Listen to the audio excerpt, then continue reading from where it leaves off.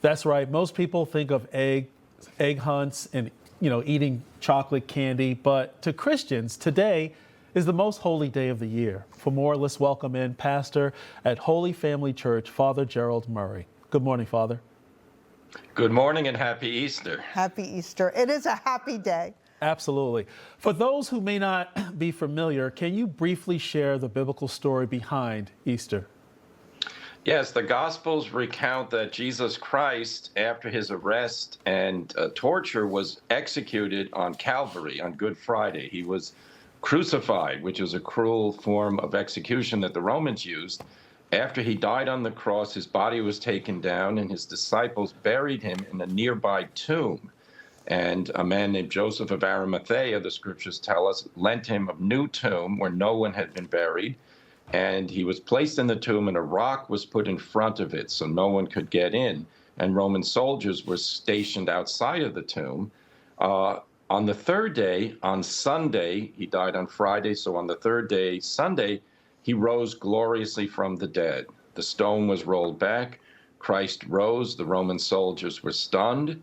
And the holy women, the disciples of Jesus, the women followers, that morning they went to anoint the body, as was the custom in the old days, that they would bring oils and perfumes to anoint the bodies of the dead. And they got there and there was no body. In fact, the burial clothes were rolled up and put aside, and they were stunned. And as they were in the garden, they're kind of disoriented, they encountered the risen Christ.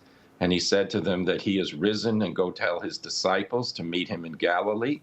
And the holy women went back to see the apostles. They were still in the upper room in Jerusalem.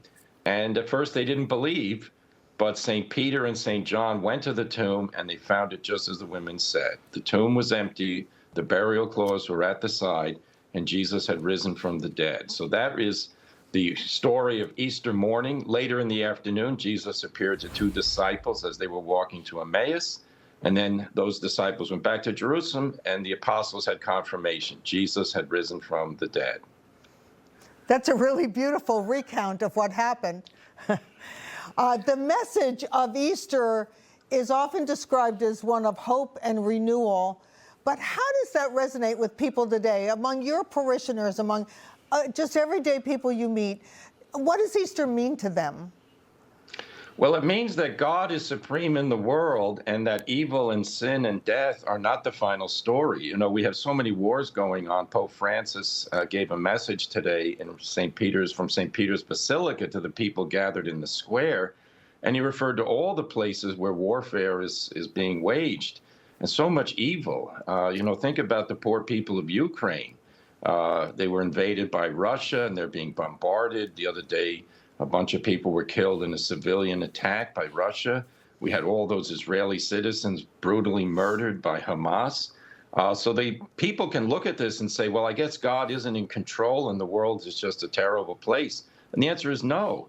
Jesus rose from the dead. He conquered death and sin, and he sends us out to proclaim the message of love of neighbor. And that is true Christianity. Mm-hmm. So, the Christians are there to give witness to the fact that God is supreme, and that if you want to have a peaceful world, we have to follow what God teaches.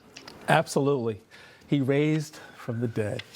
Thank you so much for joining us, Father, and have a happy Resurrection Sunday.